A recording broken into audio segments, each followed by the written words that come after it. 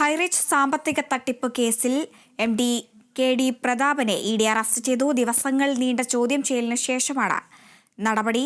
വിവരങ്ങളുമായി AB Thomas ചേരുന്നുണ്ട്. AB, എപ്പോഴാണ് ചോദ്യം ചെയ്യൽ അവസാനിച്ചത്? വിശദാംശങ്ങൾ എന്തൊക്കെയാണ്? ഹരിത, കഴിഞ്ഞ കുറെ ദിവസങ്ങളായി ഇയാളെ ചോദ്യം ചെയ്തുകൊണ്ടിരിക്കുകയായിരുന്നു. ഈ അല്പസമയം മുമ്പാണ് ഈ കേസുമായി ബന്ധപ്പെട്ട് ഹൈറിച്ച് സാമ്പത്തിക തട്ടിപ്പ് കേസുമായി ബന്ധപ്പെട്ട ആദ്യ അറസ്റ്റ് രേഖപ്പെടുത്തിയിരിക്കുന്നത്.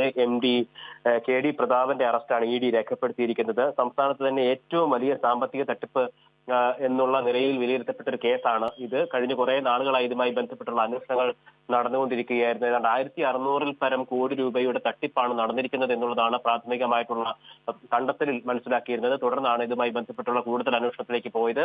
കഴിഞ്ഞ കുറെ നാളുകളായി ഇതിന്റെ നടപടികൾ EDയുടെ ഭാഗത്തു നിന്നും നടന്നുകൊണ്ടിരിക്കുന്നു.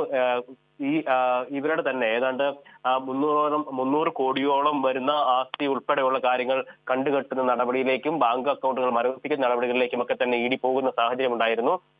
ക്രിപ്റ്റോ കറൻസികൾ വഴി ഒപ്പം തന്നെ മണി ചെയിൻ രീതിയിൽ ഇത്തരത്തിൽ തട്ടിപ്പ് നടത്തി എന്നുള്ളതാണ് ഈ കേസിനെ വ്യത്യസ്തമാക്കുന്നത്.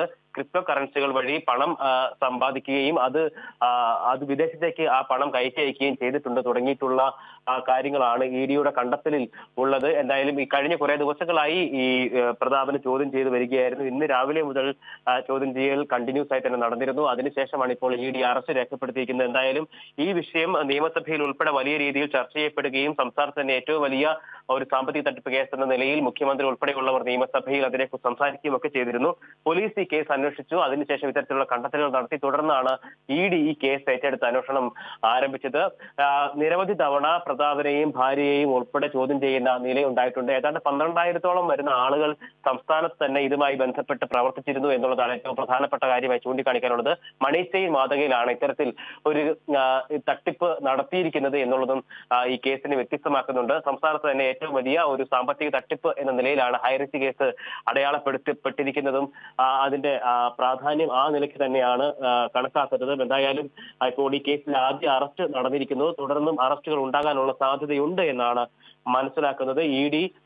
EDയുടെ ചോദ്യം ചെയ്യലോട് ഒട്ടും തന്നെ സഹകരിക്കുന്ന നിലപാടായിരുന്നില്ല ഇവരുടെ ഭാഗത്തുനിന്ന് ഉണ്ടായിരുന്നത് എന്നുള്ളതാണ് പ്രധാനമായും ED നിലപാടെടുത്തത്. സമാനതകളില്ലാത്ത കുറ്റകൃത്യമാണ് ഇവരുടെ ഭാഗത്തു നിന്ന് ഉണ്ടായിരിക്കുന്നത്. സമാനതകളില്ലാത്ത തട്ടിപ്പാണ് ഇവർ നടത്തിയിരിക്കുന്നത് എന്നുള്ളൊരു വിലയിരുത്തൽ കൂടി EDയുടെ ഭാഗത്തുനിന്ന് ഉണ്ടായിട്ടുണ്ട്. എന്തായാലും ED ഈ വിഷയവുമായി ബന്ധപ്പെട്ട് നിലപാട് കടുപ്പിച്ചിരിക്കുന്നു. ED ഈ കേസിൽ ആദ്യ അറസ്റ്റ് രേഖപ്പെടുത്തിയിരിക്കുന്നു. ശരി, എബിയാണ് വിവരങ്ങൾ നൽകിയത്.